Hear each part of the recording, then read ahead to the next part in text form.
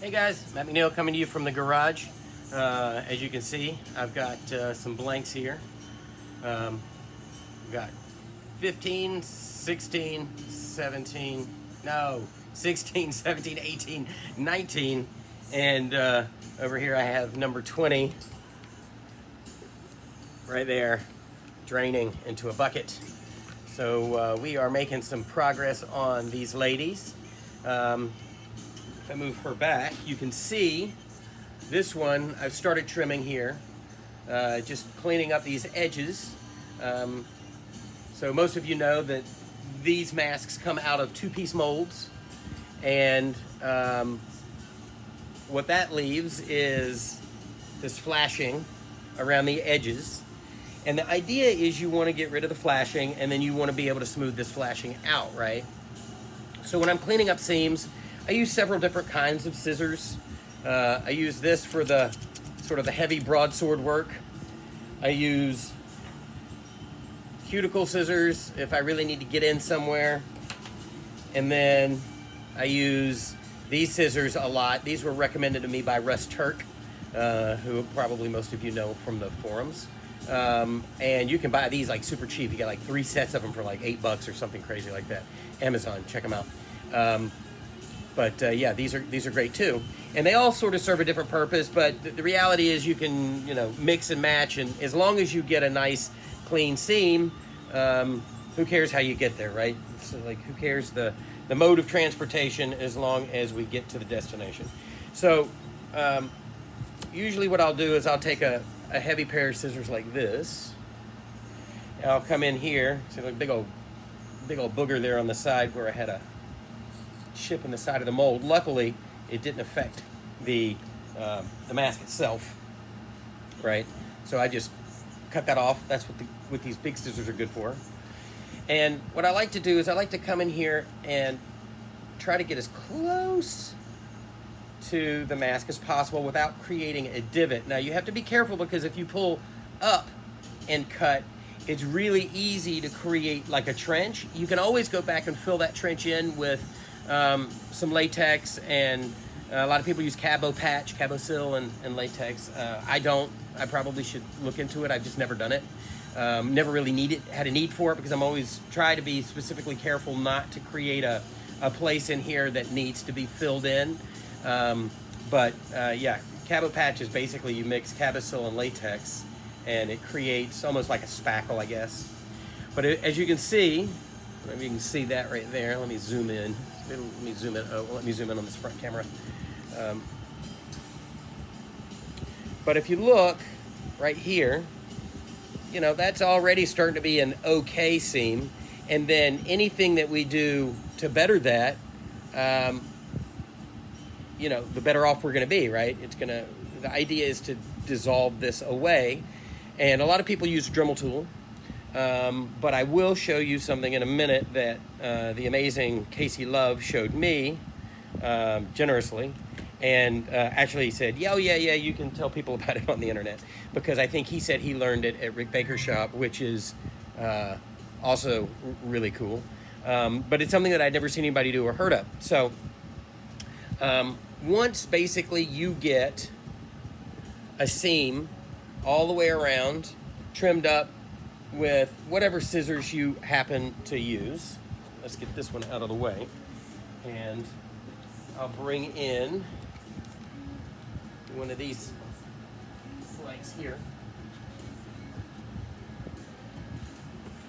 which has already been trimmed up. All right. So you can see this, is a little chunky, but we're going to get rid of all that. And the way that we're going to do it is with, let's see if I can flip this camera around. No, you're not gonna let me do it. So then I guess we'll do it this way. See that red box there? Hiding out behind all the junk? That is a wood burner. And the one that Casey turned me on to comes with 2 of these, 2 wands, and a bunch of different kinds of tips, right? Because You know, every sort of job in regard to this is going to be different. This one I like because it's flat, and it allows me to come in here and literally burn the latex away and flatten it on this side. You got to take your time and be very careful because, you know, obviously it's easy to go too far and create gouges, in which case you're going to have to patch and all of that stuff. But just making this a little more stable because we are dealing with literally 800 degrees or 700 degree hot metal. And the last thing that we want to do is burn ourselves. So let me turn this on. I've got this one set at about 70 on the meter, which I think means 700 degrees. Super duper hot, right? And while this heats up, it heats up really, really fast. You have to be very careful where you set it down. Obviously, you don't want to snag the cable and end up it dropping on your lap. But I'm going to tell you right now, a lot of times on the internet, people are like, oh yeah, you should wear your respirator. And then you hear them talking and you're like, you're not wearing your respirator. Yeah, dude, this is highly toxic. So I'm not going to take any responsibility for anybody who does this without a respirator. Or actually, if you do it with a respirator, I'm not going to take any responsibility. I'm just telling you this is something that's done. Make sure you have plenty of ventilation. I got the garage doors all the way around me open. I have a fan going, blowing away from me because I want those fumes to get sucked away. And I'm going to put on a respirator. So I may have to scream a little bit, but I would rather scream than die as a result of molten latex, right? Let me get this thing hooked. There we go. Now we're talking. Get my glasses back on so I don't miss the mark. I don't know if you can see, but this is actually already pretty hot. Now, we're going to come in here and very, very gently run this along this line. Let's see if I can get this up and over a little bit so you guys can see this. There we go. So the idea is that you just want to come in here and kind of layer by layer melt this latex away. Now I used to use a Dremel, and the Dremel is a perfectly fine tool for this, but I was never really a fan of all the shrapnel that would get burned away, and maybe it was my impatience or lack of skill with the Dremel, but I also always ended up with like gouges, you know, not the prettiest of scenes. But this technique, if you have a little bit of patience, will allow you to even out, really, really flatten out a seam line, right? And then what you're going to want to do is after you flatten out a seam line like this, you'll come back with a brush, and I use like a chip brush with from Harbor Freight, and a little bit of naphtha or mineral spirits or whatever else that you would use to clean a seam line on a latex mask. You're going to use that to clean up this brown goo because it stays sticky, and you know you want it to be nice and clean. But if you can see, particularly in this area here, let's see if I can scrape away some of this muck. And you've got to be careful because it will build up on the tip. And what you're going to want to do is take a wire brush, and you're going to want to clean that off because it cools the tip down, and without you really even knowing it, and it's less effective. The other thing that can happen is this brown goo can get on the tip of this, and if you hold it over your leg, it'll get so hot it'll drip like literally on the top of your leg. Ask me how I know. And there's nothing worse than really, really hot molten latex dripping on your leg.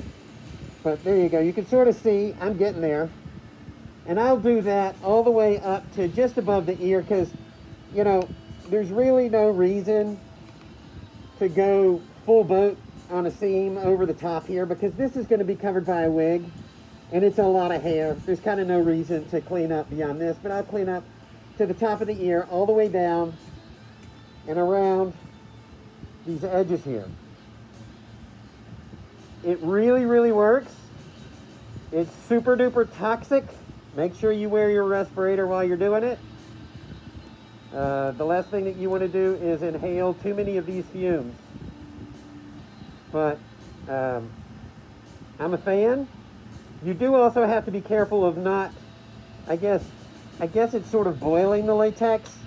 Occasionally, if you heat up an area too much, you'll see it like boiling underneath, and maybe that's finding tiny air pockets in that seam. But you don't want to overdo that. So if that starts to happen a little bit, it's always best, in my opinion, my experience, to leave that area just for a few minutes, let it cool down, and then maybe revisit. But if you can see, compared to this,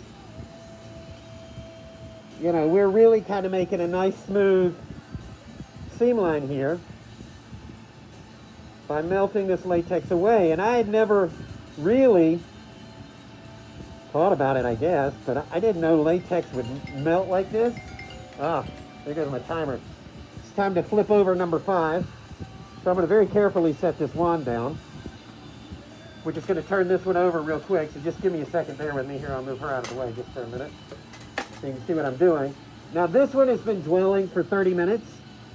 It dwelled for 2 hours and it's been draining for 30 minutes. This is the first dwell that I do, dwell and drain. What I'll do is I'll let it dry on the inside just enough to get tacky. Then I'll pour another to the top. I won't let that dwell. I'll immediately dump it back out and let it drain for 30 minutes. And then I'll let it set until it's starting to get dry, but not so dry that it's pulling away from the mold walls. And at that point, that's when I do my foam. So let me just turn this one back over. Very great. Oh yeah, that looks great.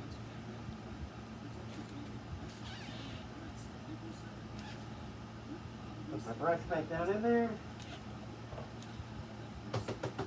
Don't want any stuff to be on the inside here. Great.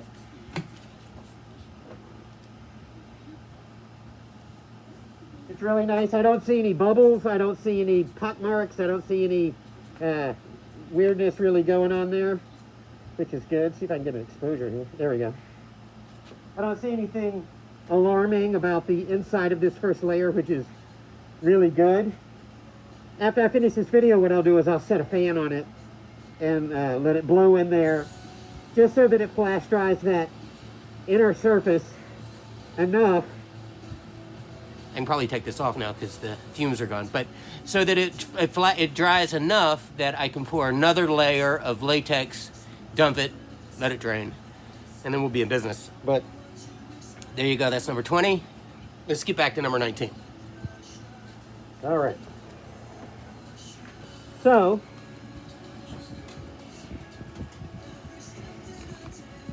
one of the other things, actually this is going to work in our favor here. One of the other things is, as a mold ages, you'll start to get these like little bubbles in the latex. It's par for the course, and at a certain point, if they become extreme or severe, it makes good sense to go and patch your mold. These are minor. These are not really, really, really terrible, because our tool here, which I'm getting ready to clean off a little bit, really does make quick work of these little pock marks.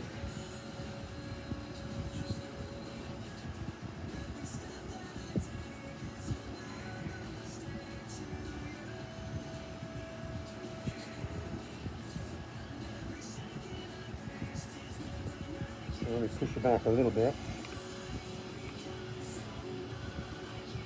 And it will leave a little brown on the surface, but that naphtha, when you brush it, will clean all that up.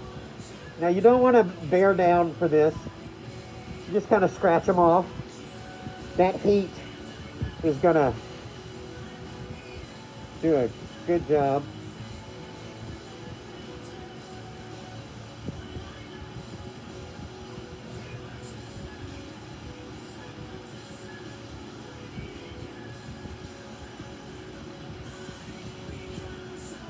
So those little pot marks are all going to be gone. Now the other really, really cool thing about this is if you have a wrinkle or a texture that goes through your seam line and you flatten it out and you remove that texture or that wrinkle, you could come back in here and literally draw that wrinkle or texture back into the latex across your seam. Now I haven't seamed that, but had I seamed it, you would see that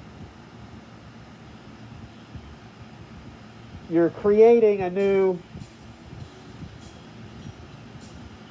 texture or set of wrinkles across the seam line. Now obviously I did this because it's going to be hidden by the hair.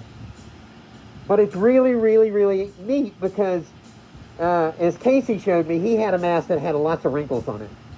And when he seamed it, he removed the middle part of a wrinkle. And what was awesome about it is he literally went right back in and just sculpted that thing back in. Now, like I said before, this set comes with 2 of these wands, and these are just 2 of the tips. I like this tip because, well, I'll show you specifically why I like this tip in a second. But there's sharper tips, there's finer tips that you could literally go in and recarve textures and details into your sculpt or into your pull, which is, I mean, you're not going to do that with a Dremel, trust me. Now the reason I like that round tip a lot is because sometimes on a mold, particularly vampires that have puncture wounds in their neck, sometimes in the mold that detail gets broken off. And I've gone back in at least twice and rebuilt that area up with toothpicks and hydrocal, and it just continues to break off. Well, it occurred to me once Casey showed me this, here's my vampire bite, that with a tool